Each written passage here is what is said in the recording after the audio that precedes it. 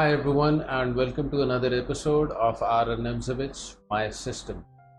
The customary quote: you have brains in your head, you have feet in your shoes, you can steer yourself any direction you choose.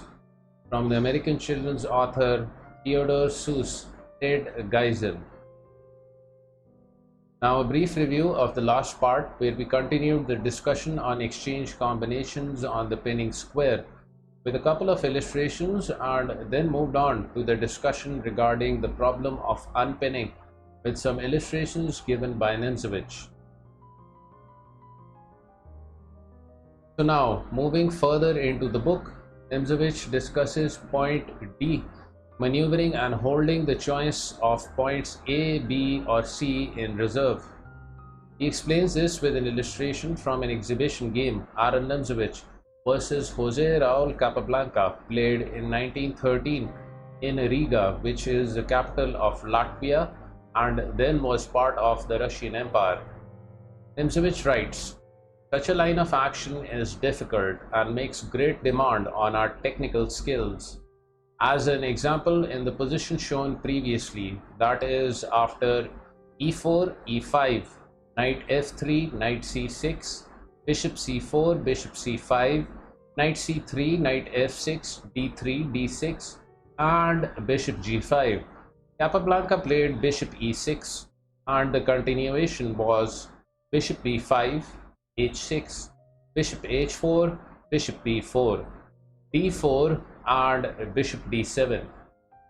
This advance of the d-pawn which Capablanca provoked leaves white's e-pawn lacking protection. Castling, bishop takes on c3, b takes on c3. Bishop takes on f6 instead could have been played first here. So bishop b takes on c3, g5, bishop g3 and knight takes on e4. Black had postponed the pinning until a suitable moment occurred. Bishop takes on c6, bishop takes on c6, d takes on e5, d takes on e5, bishop takes on e5. Knight takes on e5 instead was possibly better for white. But bishop takes on e5 was played in the game. Queen takes on d1, rook takes on d1, f6, bishop d4, king f7, knight d2 and rook e8 with a favorable endgame for black. His opponent, the author of this book, had to lay down his arms on the 64th move.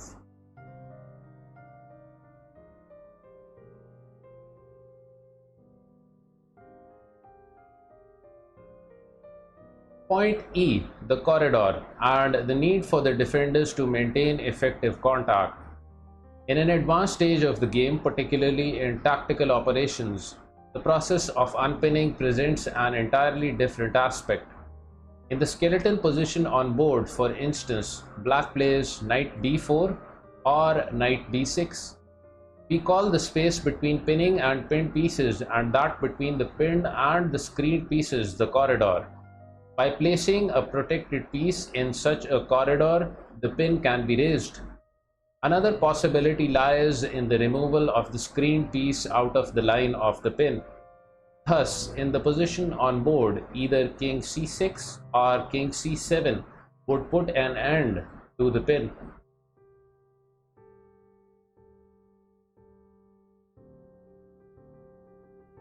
If the screen piece is not too valuable, we may achieve the same end by giving it adequate protection. But in this case, we must be careful to maintain contact between the pieces concerned in the pin, whether directly or as defenders indirectly. Consider the skeleton position on board. White intends with rook a to b2 and bishop d3 to make the threat a4 an actuality. How can black anticipate this maneuver? By transferring their rook from b6 to b7 and then safeguarding them by bishop c6. After which, for all black cares, a4 may be played at any time.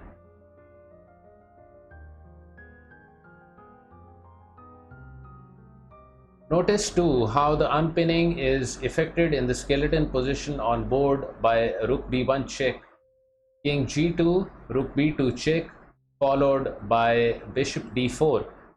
In this position, by establishing contact between bishop and rook, the bishop, which otherwise would have been lost, is saved.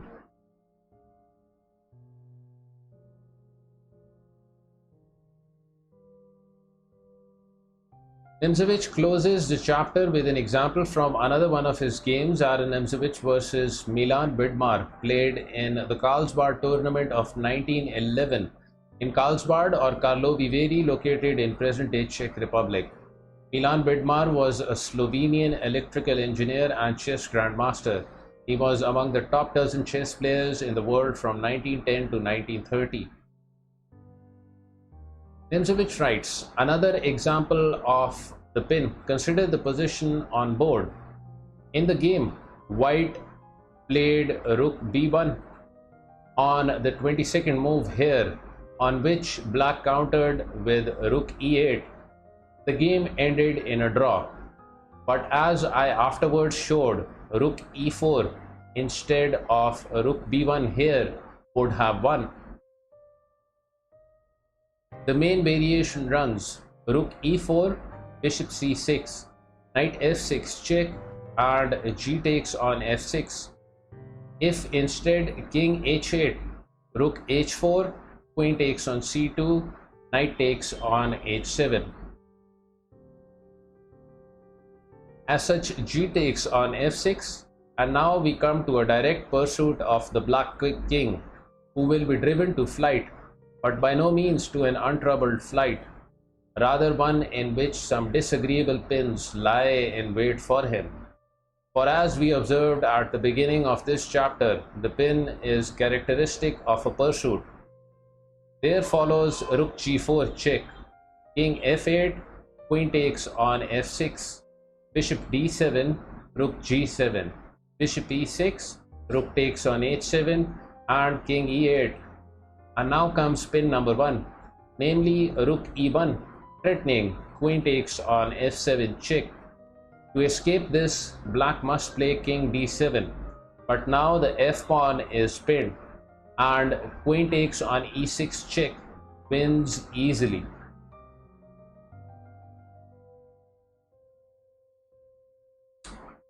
Let us, for the sake of practice, dwell a moment on the position after queen takes on f6 and bishop d7. Here, rook f4 would also win, for bishop e6 will not do because of queen takes on e6. Bishop e8 instead fails against rook e1, and if king g8 here, then queen takes on f7 check, king h8, queen f6 check, king g8, and rook f3 decides matters.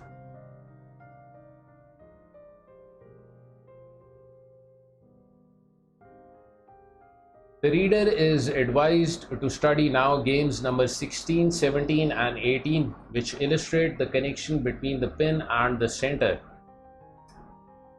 Most of the games from the illustrative game section referenced by Nimzowitsch in between the book chapters I have reserved for the end of the series, but wherever our guide advises on an immediate study of a game, I relax this condition. As such, let us go through these games right away.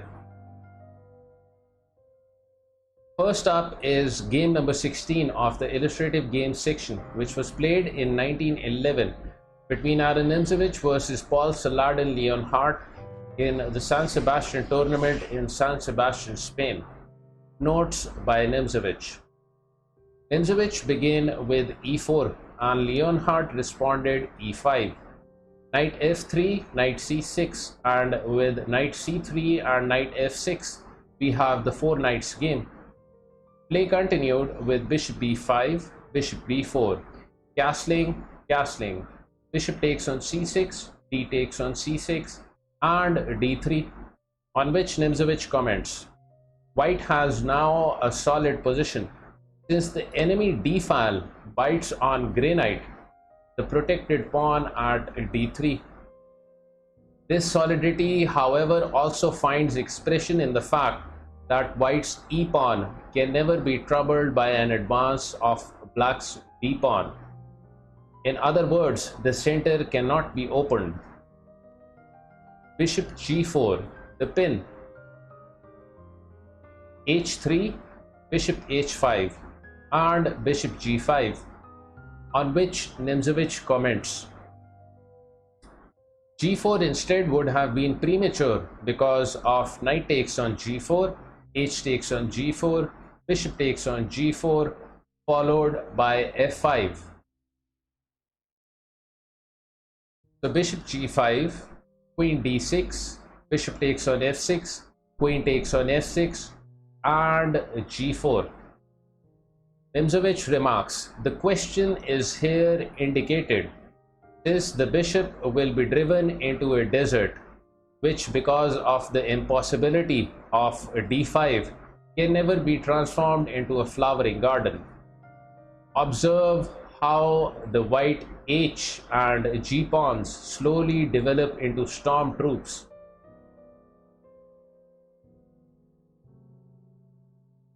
Bishop g6, king g2, rook d8, queen e2, and bishop takes on c3. Nimzowitsch comments, else knight d1 to e3 to f5 would have followed. So bishop takes on c3, b takes on c3, c5, and knight d2. Nimzowitsch writes, white now intends to bring his knight to f5 via c4 and e3. On the other hand, he proposes to prevent the embarrassing move c4 by black for as long as possible without the aid of c4 by white, since this move would leave the outpost position in the d file at d4 unguarded. Queen e7, knight c4, b6, knight e3, and f6. Nimzowitsch writes, in order at length to free the bishop. This move, however, invites g5 by white when an opportune moment comes. Rook g1, queen d7, king h2, king h8, rook g3, queen b5, queen e1, queen a4, queen c1, rook d7, h4, bishop f7, and c4. Nimzowitsch writes, black has succeeded in provoking c4. In the meantime, however, white has got the king's wing beautifully arranged to suit himself. Bishop e6, queen b2, a5, rook g1, queen c6, and rook g2. Nimzowitsch writes, white quietly makes his last preparations for a worthy reception of the enemy queen at d4, for which point she is striving. Observe how the first or white player has succeeded in combining the defense of the center with his plans for a kingside attack. Queen d6, queen c1, queen d4, and knight d5. Nimzowitsch writes, traps the black queen. This trap was everywhere applauded, that it was subordinate to the strategic ends which I had set myself in this game was taken into consideration by no one. The aim of my strategy was, however, to prevent a breakthrough or maneuvering in the center and to make possible the ultimate advance g5 with the attack. There followed rook takes on d5, c3, queen takes on d3, e takes on d5, where c takes on d5 was more precise. But e takes on d5, queen takes on c4, d takes on e6, queen takes on e6, queen c2, c4, queen f5, queen takes on f5, g takes on f5, and white won.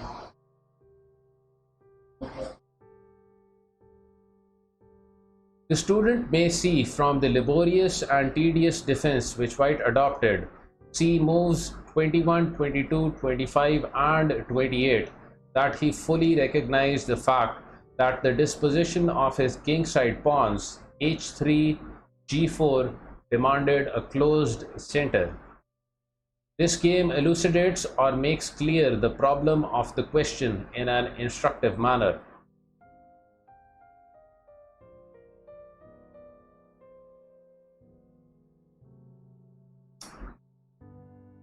The second game is game number 17 of the illustrative games section of the book from a correspondence match, and the game was played in 1913 as quoted in the book between Aron Nimzowitsch versus Dr. Georgy Fluss.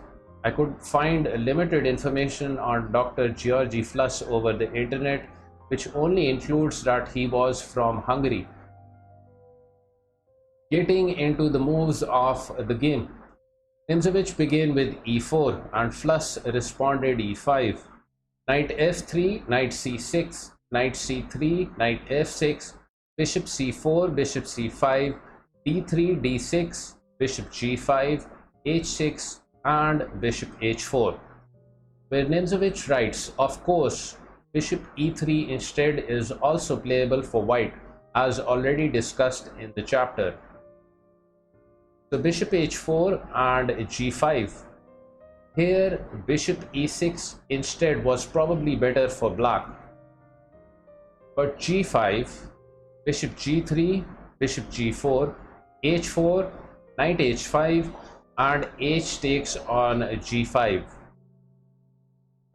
Nimzowitsch remarks, as already remarked previously in the chapter, white ought here to have given more attention to the problem of the center. For instance, knight d5, knight d4, c3 and white's game for choice. But h takes on g5 was played in the game, knight d4, and here black by knight takes on g3 instead of knight d4. F takes on g3 and knight d4 could utilize the center which white had neglected. As we have already said previously in the chapter, knight d5 by white here would not be sufficient, since black has the queen sacrifice at his disposal, namely bishop takes on f3, g takes on f3, queen takes on g5, g4, c6, rook h5, c takes on d5 and so on.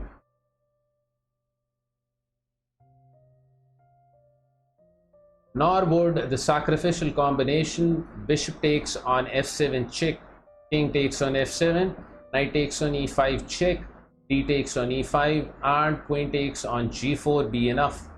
For after queen takes on g5, queen d7 check and king g6, black would be safe.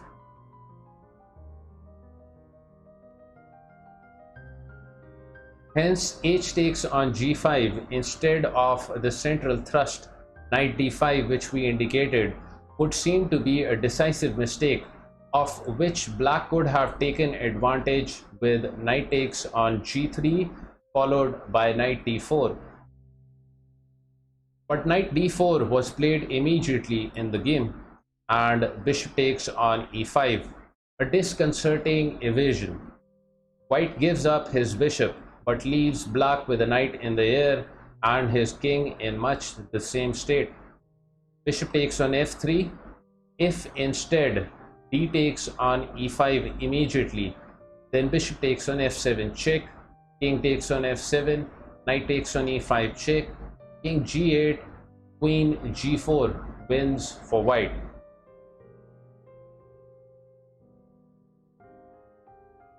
So bishop takes on f3, g takes on f3, d takes on e5, rook takes on h5 and rook g8, where Nimzowitsch comments, on the surface white's position is by no means an enviable one, for the knight at d4 exerts pressure and the g-pawn seems lost.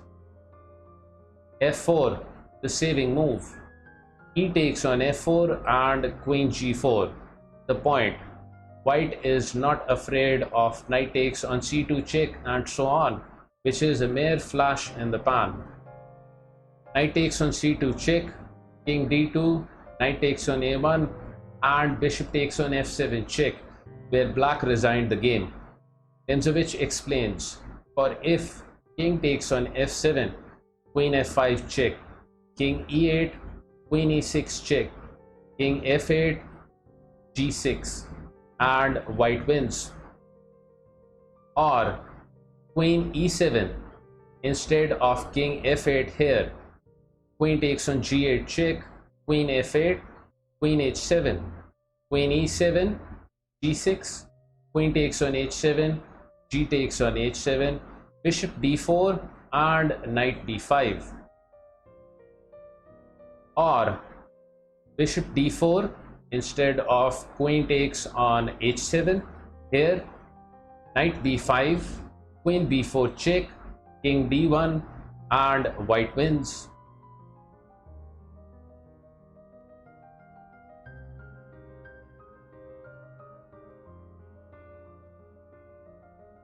The third game is game number 18 of the illustrative game section of the book, played between Akiba Rubinstein versus Aron Nimzowitsch in 1925 at the Marienbad tournament in Marienbad or Marianske in the Karlovy Vary region of present-day Czech Republic. Nimzowitsch describes the game as follows: introduces a whole assortment of pins, poisonous and harmless ones, following in quick succession. Rubinstein began the game with d4 and Nimzowitsch responded knight f6, knight f3, b6, g3, c5, bishop g2, and with bishop g7 we have the Marienbad system of the Indian game. D takes on c5, b takes on c5, and c4, on which Nimzowitsch comments, the line of play chosen by white is certainly not to be blamed. He holds the d file with the outpost station belonging to it at d5, whereas black's majority in the center, the c, d, and e pawns against the white c and e pawns, gives evidence of but slight mobility.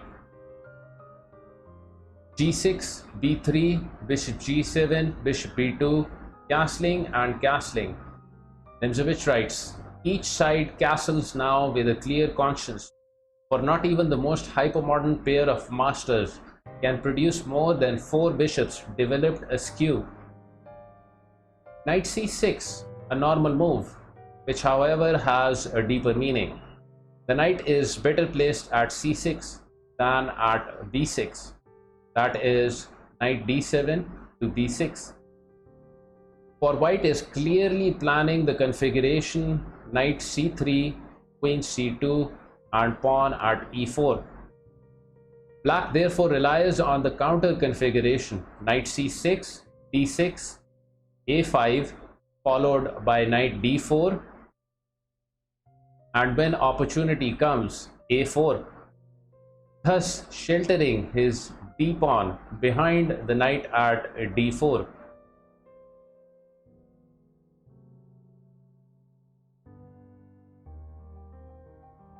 Knight c3, a5, queen d2, d6, and knight e1. Nimzowitsch writes, the start of a tiring journey, knight e1 to c2 to e3 to d5. More natural would seem to be knight d5. For instance, knight takes on d5, bishop takes on g7, king takes on g7, and c takes on d5. But knight e1 was played in the game by Rubinstein, and play continued with queen d7, knight c2, knight b4, knight e3, bishop takes on g2, and king takes on g2. Where Nimzowitsch comments, to take with the knight instead would mean straying off-road to the goal of the journey d5. So king takes on g2, queen b7 check, and king f3. If instead king g1, then knight e4, knight takes on e4, queen takes on e4, and a4 by black becomes an actual menace. As such, f3 and bishop h6 a pin of the harmless order, since obviously this last move implies a serious weakening of his own, that is black's king's wing. Knight d1. Now the threat is bishop takes on f6, e takes on f6, and queen takes on d6. a4 as advertised previously, b takes on a4 and rook e8. This purely defensive move against the aforesaid threat, bishop takes on f6 and so on, is the more surprising, since after the energetic thrust a4 at move 17, which had been so eagerly looked forward to for so long, anything but a defensive move was to be expected. This amalgamation of attack and defense stamps the combination as a truly original one. Bishop takes on f6, e takes on f6, and king f2. Now white plans to break the pin by f4, after which he would at last be in a position to take possession of the point d5 for good and all. f5, revealing his subtle plan against the double threat of f4 by black. G takes on f4, bishop takes on f4 with an enduring pin on one hand, and bishop g7 followed by bishop d4 with an equally chronic pin on the other. White is defenseless. Queen takes on d6, bishop g7, rook b1, and bishop d4, threatening knight c3 check, knight d3 check, king g2. The poor knights, at the 17th move they had to break their journey, and now they actually both have to die without reaching their journey's end. In a reply to rook b3 instead of king g2, black with rook e6, queen f4, queen e7, threatening knight c2, king g2, and rook e8 would have pushed forward the siege in the most energetic way.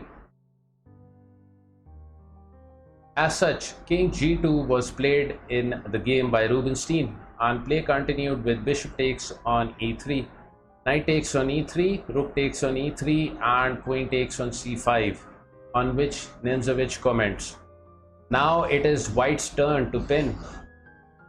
Rook takes on e2 check, rook f2, rook takes on f2 check, and queen takes on f2. Nimzowitsch writes, post for king takes on f2, knight d3 check, followed by knight takes on c5, thus protecting his own queen at b7 would lose at once for white. So queen takes on f2 and rook a4. The immediate unpinning by queen e7 instead is avoided, for white can get no profit out of the pin. So rook takes on a4 and a3. If instead queen b2, then queen c8, for this is the only feasible retreat for the piece behind the pinned one. That rook takes on a2 would be a gross mistake because of queen takes on a2, knight takes on a2, and rook takes on b7 is obvious. So a3 by white, rook takes on a3, queen e2, and rook a8. Nimzowitsch comments, "Now he goes back home, tired but happy." c5 and queen a6, the unpinning. Queen takes on a6, knight takes on a6, and rook a1, a last pin. Knight c7, a last unpinning.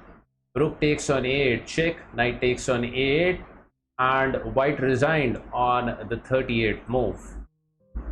Alright, we conclude this part of Aron Nimzowitsch My System here. The chapter on the pin also concludes here. As such, we shall begin chapter 8, Discover Check, from the next part of the video series.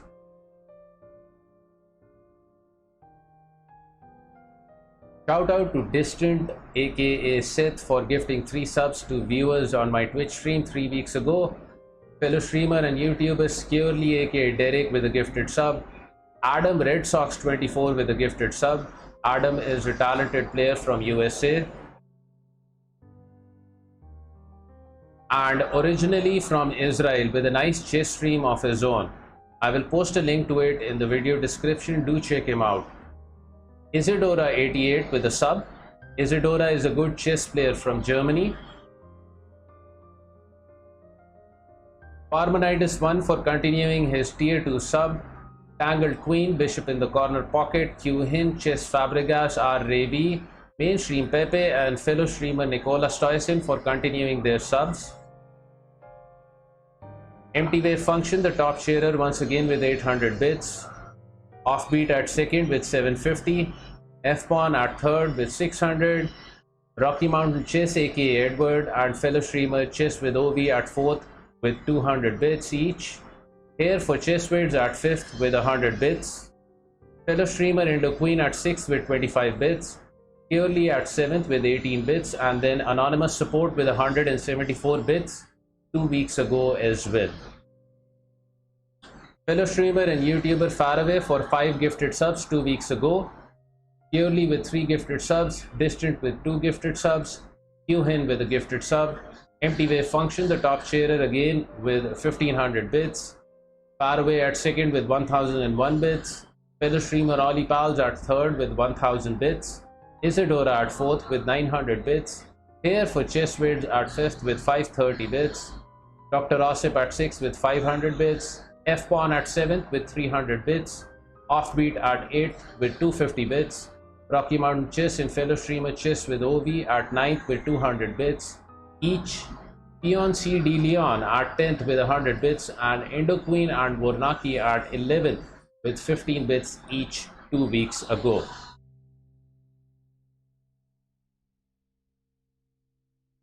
Thanks a lot for the kind support, everyone. My birthday was 2 weeks ago as well, and quite a few people in this list supported that day as well.